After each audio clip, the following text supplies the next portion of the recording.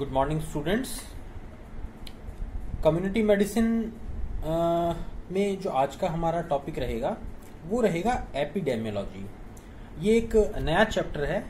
Community medicine के अंदर। अभी तक हम लोग हेल्थ, डिजीज, इनके बेसिक्स के बारे में बात कर रहे थे। कंसेप्ट ऑफ हेल्थ क्या है, कंसेप्ट ऑफ डिजीज क्या है, कंसेप्ट ऑफ प्रिवेंशन क्या है। तो इन बेसिक चीज़ों को हम लोगों ने या इन बेसिक पॉइंट्स को हम लोगों ने कवर किया था और कम्युनिटी मेडिसिन में इन चीज़ों को हमने समझा था ताकि हम लोगों को आगे कम्युनिटी मेडिसिन में जो भी टॉपिक्स आए उनके अंदर ये जो बेसिक टर्म्स हैं इनके बारे में हमें पता हो, या जो हम लोगों का एक क्लिनिकल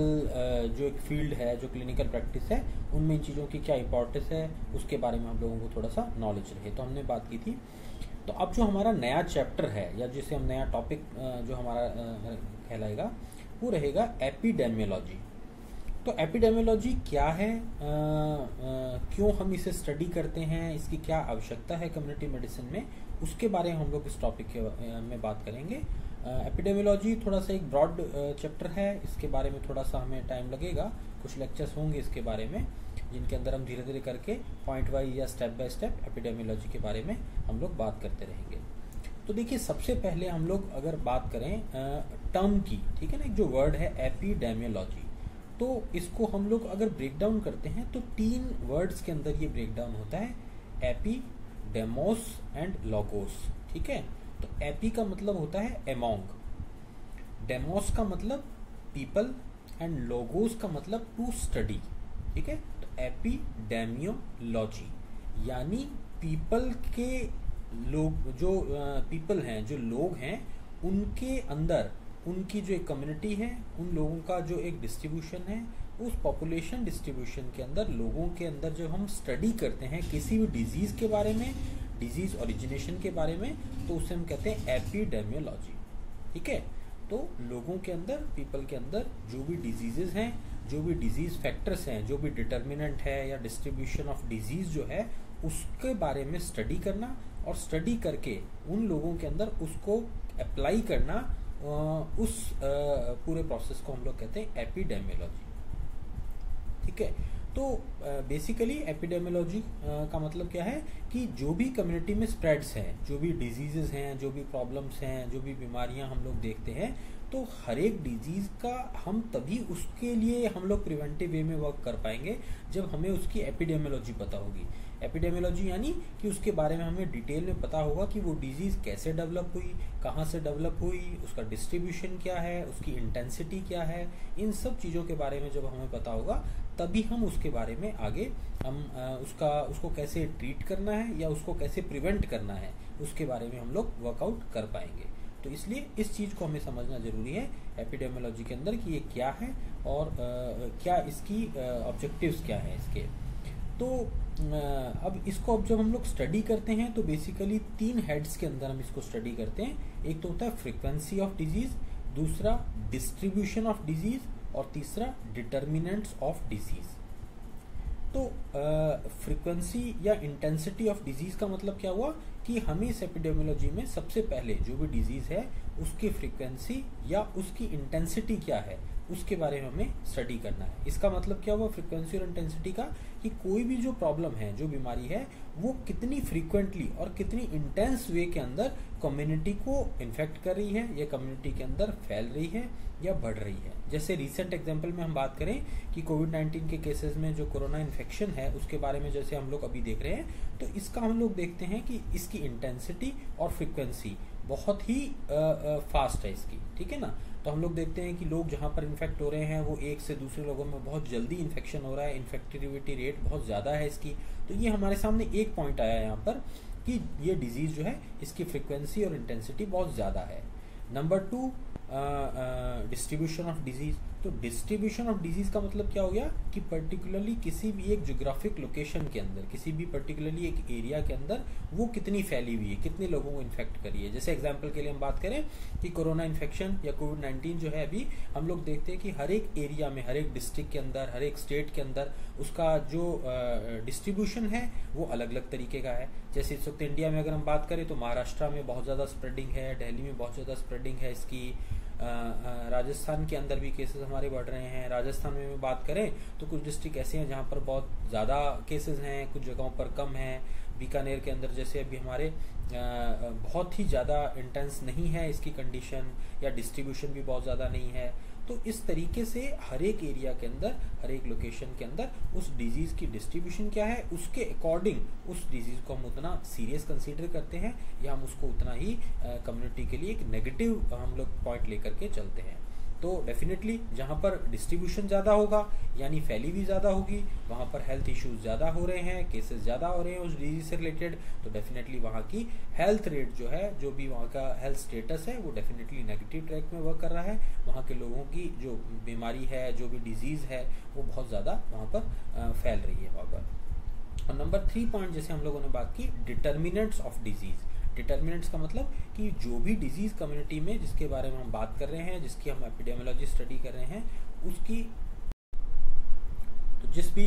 डिजीज को हम स्टडी कर रहे हैं उसके डिटर्मिनेंट्स क्या हैं, उसके रिस्क फैक्टर्स क्या हैं, उसके होने के पॉजिटिव फैक्टर्स क्या हैं, उनको हम कहते हैं डिटर्मिनेंट्स ऑफ डिजीज। तो वो क्यों हो रही है, किस वजह से हो रही है, उसको फाइंड आउट करना। जैसे यही कोरोना इन्फेक्शन की हम अगर फिर एग्जांपल में बात करते हैं तो ये किस वजह से हो रही है, किस किस तरीके से फैल रही है, रिस्क फैक्टर्स क्या है इसके अंदर। जैसे हम देखते हैं कि लोगों के अंदर एक दूसरे के क्लोज कांटेक्ट में आने से ये फैल रही है, मास्क का यूज इसीलिए हम बोल रहे हैं, सोशल डिस्टेंसिंग की हम बात कर रहे हैं क्योंकि ड्रॉपलेट इन्फेक्शन है। तो इस तरीके से उसकी डिटर्मिनेंट्स क्या हैं, कौन कौन से ऐसे फैक्टर्स हैं, रिस्क फैक्टर्स हैं जो उसको और कम्युनिटी में बढ़ने के लिए प्रमोट करते हैं, या उसकी वजह से और नए नए जो और फैक्टर्स हैं वो, या जो और केसेस हैं नए नए, वो निकलने में उनकी एक इशू रहता है। तो इस तरीके से हम लोग इसको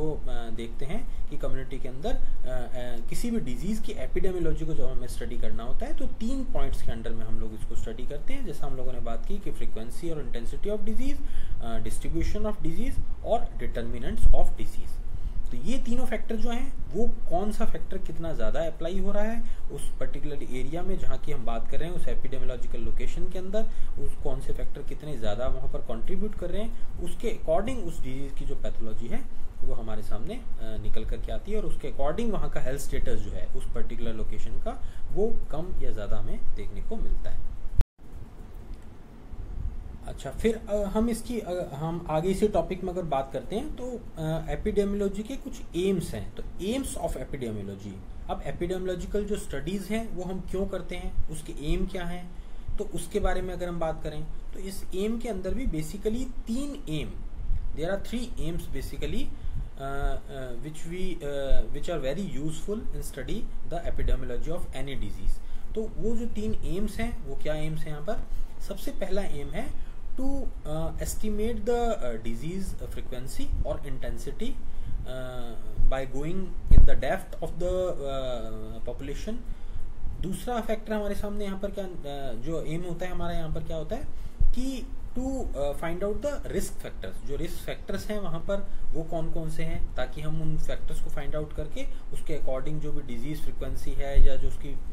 इंटेंसिटी है उसको हम किस तरीके से रोक सकते हैं। और तीसरा हमारे सामने जो हमारा एक एम होता है, उस डिजीज से रिलेटेड हमारे सामने जो भी नॉलेज निकल रहा है, जो भी उसके कॉजेज निकल रहे हैं, जो भी उसकी पैथोजेनिसिटी निकल रही है, उसके अकॉर्डिंग हमारे सामने जो डाटा कलेक्शन आता है वो उस डिजीज के इवेल्युएशन के अंदर, उस डिजीज के आगे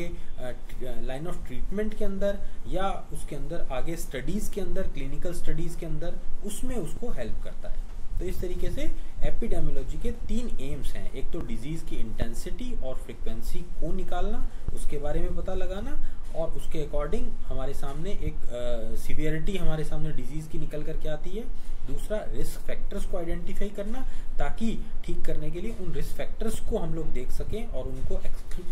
सोसाइटी से एक्सक्लूड कर सकें। और तीसरा, एक क्लिनिकल इवैल्यूएशन करना, उसके बारे में स्टडी करना, उसकी मॉनिटरिंग करना, और उसके अकॉर्डिंग जो भी प्लानिंग है जो गवर्नमेंट्स को अपनी प्लानिंग बनानी होती है वो किस तरीके से बनेगी, वो हम तभी तो बना पाएंगे, या गवर्नमेंट कोई भी होगी, हेल्थ अथॉरिटी जो भी होगी, वो किस तरीके से प्लान आउट कर पाएगी इस चीज़ को, वो तभी कर पाएगी जब उन्हें इसके बारे में एपिडेमियोलॉजिकल स्टडीज़ किसी भी डिजीज़ की हमारे सामने आएंगी कि जो डिजीज़ है वो कितनी इंटेंस है, कितनी सीवियर है, कितनी ज़्यादा लोगों को इन्फेक्ट कर रही है, कितने एरिया में फैली हुई है, रिस्क फैक्टर उसके कितने ज़्यादा हैं। ये सब चीज़ें जब हमें पता होगी तो फिर अल्टीमेटली एक फ्रेम आउट जो है या फ्रेमवर्क जो है किसी भी डिजीज़ को ठीक करने के लिए, कम्युनिटी में स्प्रेड को रोकने के लिए, या लोगों के बीमार होने से बचने के लिए, या अगर जो लोग इन्फेक्ट हो गए हैं, बीमार हो गए हैं, उन लोगों को ट्रीट करने के लिए एक हमारे सामने एक स्टडी का बेस बनता है। उसके अकॉर्डिंग हम लोग इसके बारे में स्टडी करते हैं। ठीक है, तो ये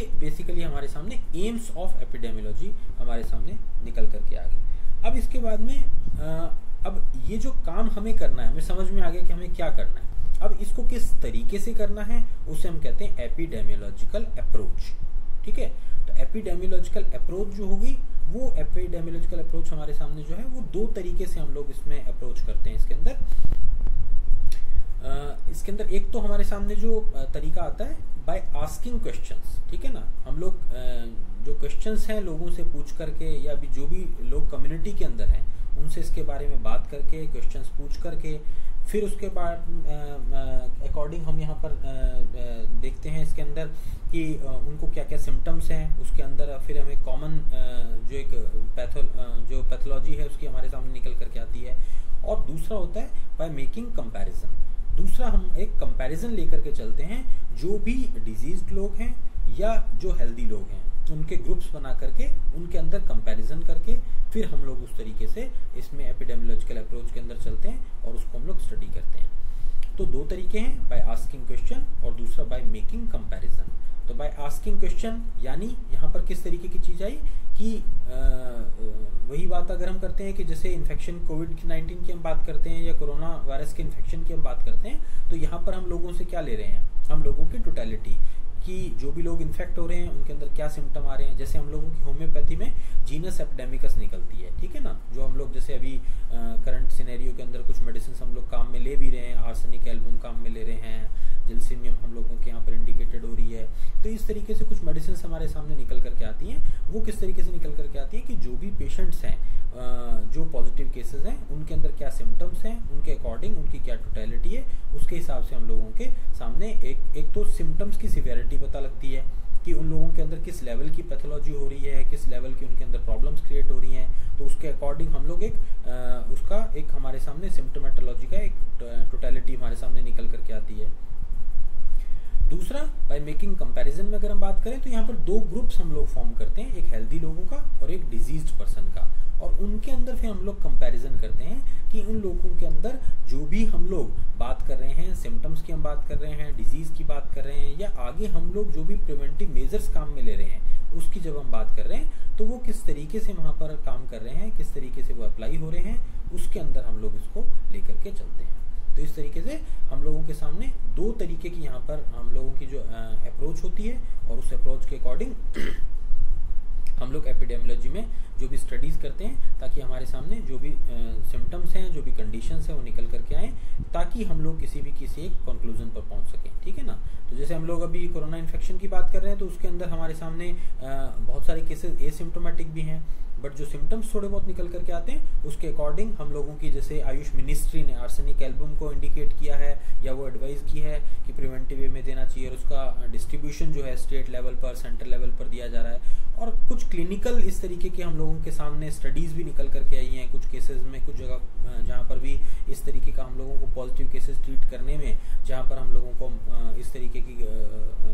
मौका मिल पाया है, वहाँ पर डॉक्टर्स ने इस चीज़ को देखा भी है, और उसके अकॉर्डिंग सॉल्यूशंस भी हम लोगों ने देखे हैं कि हाँ आर्सेनिक एल्बम अच्छा वहाँ पर काम कर रही है। तो ये सब चीज़ें जो अभी चल रही हैं, हम लोग कम्युनिटी में देख रहे हैं, ये सारा का सारा इसी एपिडेमियोलॉजी का पार्ट है। जो हम लोग दिन रात देखते हैं ना, कि हम लोग देखते हैं कि इन्फेक्शन का कॉज क्या है, ये जो कोरोना इन्फेक्शन है वो क्यों हो रहा है, किस कहाँ पर फैल रहा है, इंडिया में कितने केसेस आ रहे हैं, अदर कंट्रीज में कितने केसेस आ रहे हैं, उसके अकॉर्डिंग गवर्नमेंट जो है वो मेजर्स ले रही है, लोगों को गाइडलाइन दे रही है। तो ये सारी चीज़ें क्या हैं, ये सारी चीज़ें जो हम लोग सोचते हैं ना कि हम लोग ये कम्युनिटी में ये चीज़ें क्यों पढ़ रहे हैं, ये हम लोग सोचते हैं कि थ्योरेटिकल पार्ट है हमारे किस काम का है, तो ये जो हम लोग बात कर रहे हैं, जो हम इस लेक्चर में बात कर रहे हैं, ये बिल्कुल क्लिनिकली अप्लाई अभी एट प्रेजेंट हमारे सामने, हमारी सराउंडिंग के अंदर, हमारे आसपास के एनवायरनमेंट में हम लोग देख रहे हैं कि गवर्नमेंट इन चीज़ों को अप्लाई कर रही है और उसके अकॉर्डिंग हमारे सामने ये सारी चीज़ें नज़र में आ रही हैं और उसके अकॉर्डिंग हम लोग देख रहे हैं कि वो क्लिनिकली अप्लाई उसको करके